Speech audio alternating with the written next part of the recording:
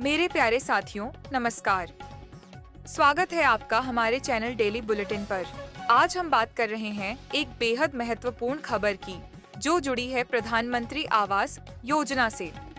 अगर आपने इस योजना के लिए आवेदन किया है, तो यह जानकारी आपके लिए बहुत काम की साबित हो सकती है। हाल ही में केंद्र सरकार ने इस योजना को आगे बढ़ाने के लिए एक बड़े बजट को मंजूरी दी है। इसका सीधा मतलब है कि अब ज्यादा से ज्यादा गरीब और जरूरतमंद परिवारों को पक्का घर देने की दिशा में काम और तेज किया जाएगा। सरकार का उद्देश्य साफ है, देश का कोई भी परिवार कच्चे या असुरक्षित घर में रहने को मजबूर न रहे।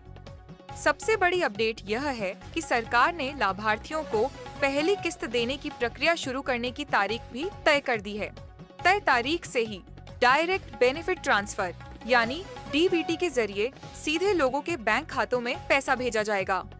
इससे पारदर्शिता बनी रहती है और किसी भी तरह के बिचौलियों की भूमिका खत्म हो जाती है। इसके साथ ही एक नई आधिकारिक लाभार्थी सूची भी जारी की गई है। इस सूची में उन लोगों के नाम शामिल हैं जिन्होंने हाल ही में आवेदन किया था या सर्वे में शामिल हुए थे। अगर आपने भी आवेदन किया है, तो आपके लिए यह बहुत जरूरी है कि आप इस सूची में अपना नाम जरूर चेक करें। अब सवाल आता है, नाम कैसे चेक करें? आप सरकार के आधिकारिक पोर्टल पर जाकर आसानी से यह देख सकते हैं। अगर आपको ऑनलाइन प्रक्रिया समझ में नहीं आती, तो आप अपने नजदीकी कॉमन सर्विस सेंटर (CSC) पर जाकर भी मदद ले सकते हैं।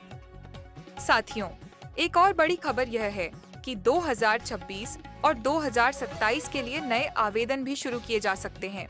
यानी जिन लोगों का नाम पहले सूची में नहीं आया था या जो आवेदन नहीं कर पाए थे, उन्हें एक और मौका मिल सकता है। इस बार सरकार कोशिश कर रही है कि आवेदन प्रक्रिया को और आसान बनाया जाए, ताकि ज्यादा से ज्यादा लोग इसका लाभ उठा सकें। अब बात करते हैं इस योजना के असली मकसद की।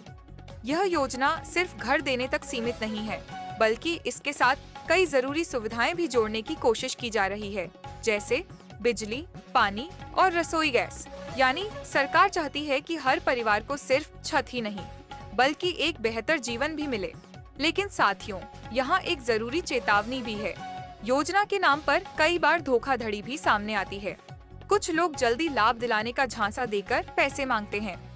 ऐसे किसी भी व्यक्ति से सावधान रहें। याद रखें, सरकारी योजना में आवेदन या लाभ के लिए किसी को पैसे देने की जरूरत नहीं होती। अगर कोई आपसे पैसे मांगता है या गलत जानकारी देता है, तो तुरंत इसकी शिकायत संबंधित विभाग में करें। अंत में मैं आपसे यही कहना चाहूँगा, अगर आपने इस योजना के लिए आवेदन किया है, तो अपनी स्थिति जरूर चेक करें। और अगर नहीं किया है, तो नए आवेदन शुरू होते ही जरूर अप्लाई करें। इस जानकारी को अपने दोस्तों, परिवार और आसपास के लोगों के साथ जरूर साझा करें, ताकि कोई भी जरूरतमंद इस योजना से वंचित न रह जाए। धन्यवाद। मिलते हैं अगली जानकारी के साथ।